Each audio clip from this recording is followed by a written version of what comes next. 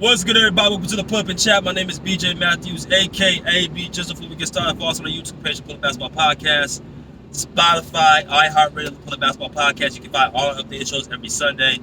You know what I'm saying? Also, continue to like, share, subscribe to all of our videos on our YouTube page. Hit the notification bell on the side of the screen, get our updated content. Hit me on my Instagram, BJizzle, Follow my co-host, Rick Masters at RickMasters23. But let's get it popping. So here we are again, talking about the Lake Show, the LA Lakers. You know, the most interesting team in the NBA today, in my opinion. So much drama, fiasco going with this team. So here we are again, talking about the LA Lakers.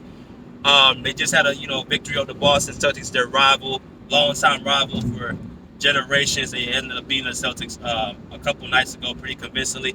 As a matter of fact, Russell Westbrook and Anthony Davis and LeBron James probably played their best together. They played all season, so that was a good win for them to have. They got the Memphis Grizzlies up next in Memphis, but I want to talk a little bit more about what NBA TNT analyst Charles Barkley had to say about the Lakers. Now, you guys know I made a video about a week or two ago about Anthony Davis not being a top 10 player for numerous amount of reasons. Number one, I feel like he's not a number one option. I feel like if you gave him his own team, the team would not be that successful. Of course, you had New Orleans to be example. With a person of his talent and his upside, you would think they would make it past the first round more than one time in his 8-year career in New Orleans. But that's what happened. They made the playoffs one time. They beat the Portland Trailblazers. They made it to the second round against the Warriors and got smacked. So I mean, AD has not had really much success winning until he got to LA with LeBron. They won that championship in the bubble under direct circumstances. But other than that, he hasn't really had a taste of winning. He's 27 years old, so he has time to get more things under his belt. But as far as him being a number one option, I just don't see it. I never have seen it. I never saw him being a top 5 player. But going back to what Charles Barkley said, a lot of the questions the Lakers were basically about was their age. Going into this season, there's a lot of questions with them having, LeBron being 36, 1 on 37, Carmelo being 36, 1 on 37. Rajon Rondo being 35, Dwight Howard being 35, Kent Bazemore being 33, Russell Westbrook being 32, Trevor Ariza being 37. Like, you got all these older guys on the team. A lot of questions were asked, could this team, be competitive?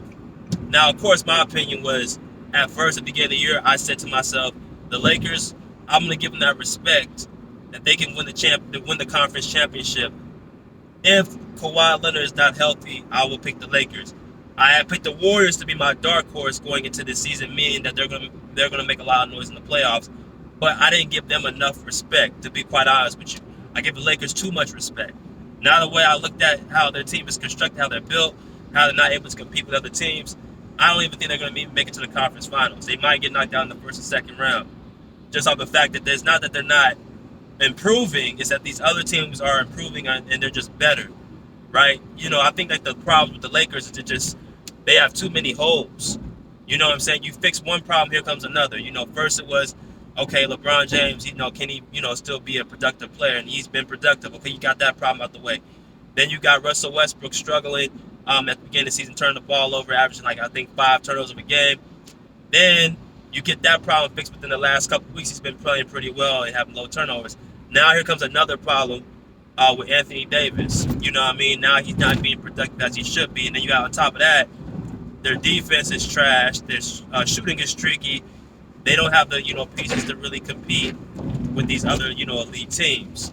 So it's just they have a lot of holes with this roster. But my opinion overall about the Lakers is Anthony Davis does need to play better.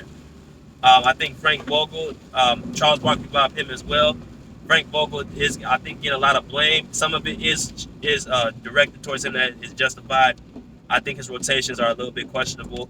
But then I look at it what other rotations can he use? You can only have your rotation's only as good as the players are in that system. The Lakers don't really have a really defensive core, so you can't really blame Frank Vogel for not having a defensive team because he doesn't have the pieces to do it. Right? The shooting is streaky. Right? So I think, he's the easy target to be blamed is Frank Vogel. Next is going to be Russell Westbrook if he, goes back into his turnover prone.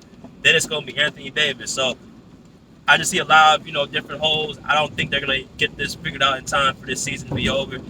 They're going to try to make some moves going into the trade deadline, but, we'll see.